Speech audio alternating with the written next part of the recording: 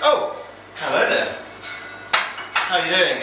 Welcome to the Gorgeous Group Bar. This is, I suppose, a bit of an exclusive sneaky peeky into our brand new bar, which is in the underbelly of our new offices in Butler's Wharf in London. My name is Julian. I clearly work for the Gorgeous Group. I'm not just invading.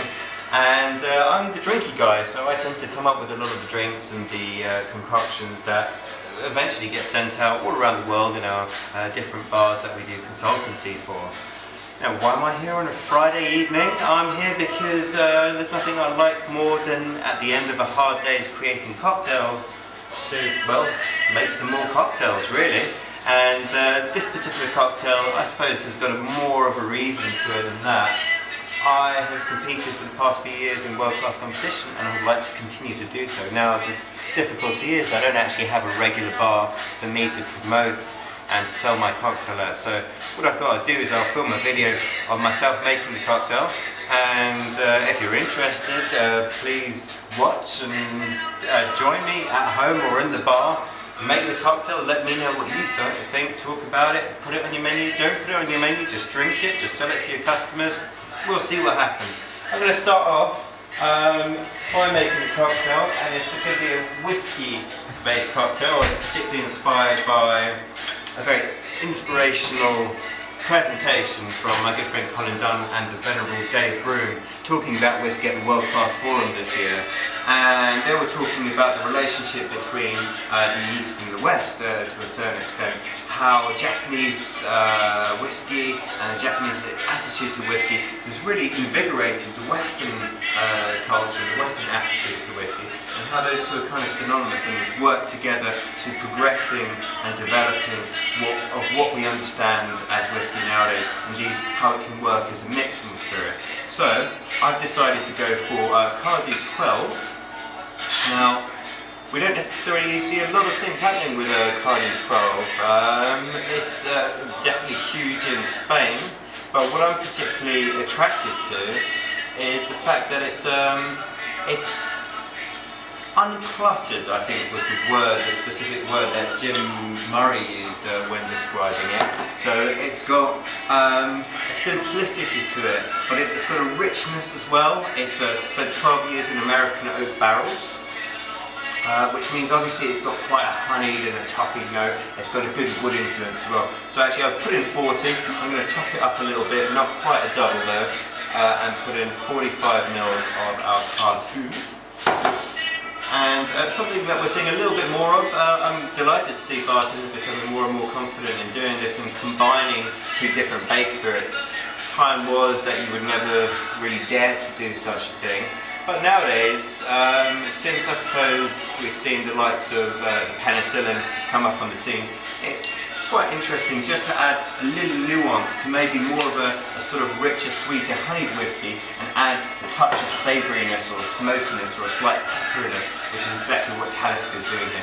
Just 5 ml of that, so it's just really giving the slightest of touches.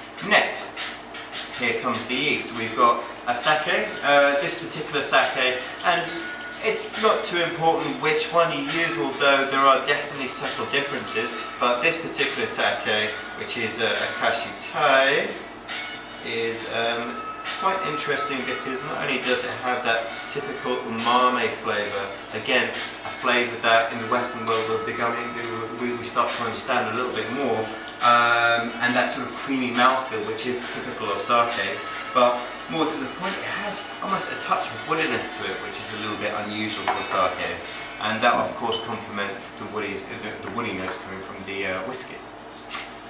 Right, next we've got a little bit of port. I'm just going to say it's an LBV port, so you know this isn't overly rich or woody. We've got a bit of woodiness from the other two items already, but it's just adding an interesting hint of sort of dry berries, stewed fruits if you like. And we're just adding 10 ml of that, bringing it back into the Western world just a little bit. Finally, the bartender's salt, if you like.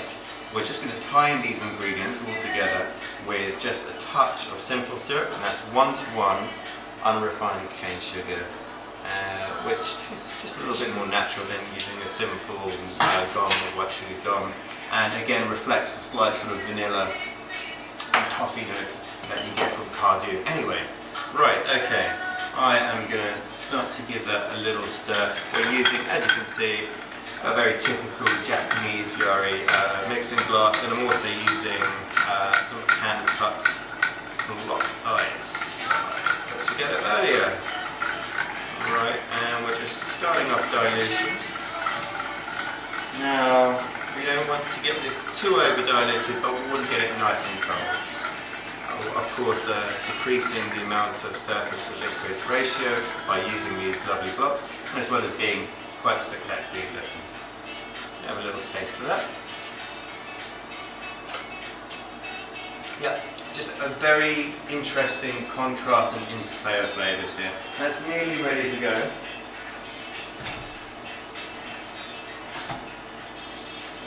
The glass I'm going to be serving in is quite a chunky crystal cut, quite a macho, I suppose, rocks glass. Not to say that drinking whiskey is particularly machismo. We're seeing an increasing amount of the fairer sex getting in on the action, and fair dues as well. I mean, particularly a whiskey like Diageo, I think, for those who may be on into the more savoury characteristics or qualities of whiskey, that's a great go-to. What I'm saying, bottom line is, I'm rambling a little bit here, but bottom line is that there is really a whiskey out there for everyone.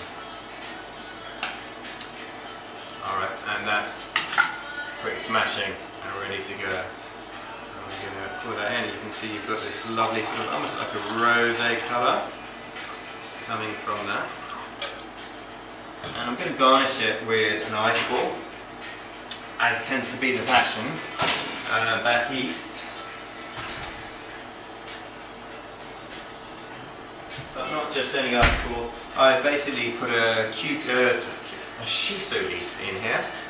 So it's a shiso leaf. If you've not tried shiso before, it's got a really interesting characteristic that I've heard recently described as kind of like cumin or a slight curried note. And it can be quite overpowering if actually used in a drink. But if it's used in moderation, or if it's indeed just used in the ice ball, this becomes a journey drink. So this becomes a drink that changes and develops as it dilutes. So you get kind of slightly more spicy note. And we're just giving it a touch of citrus. A little bit of a citrusy lift for the aroma. So this is the East meets West. This is the East meets West cocktail, and I'm just going to present it, if you like, on a bit of shiso leaf. Maybe not entirely practical, but it is awfully pretty. Again, my name is Julian from the Gorgeous Group, and this is my world-class cocktail. Please do try it at home, kids. Enjoy.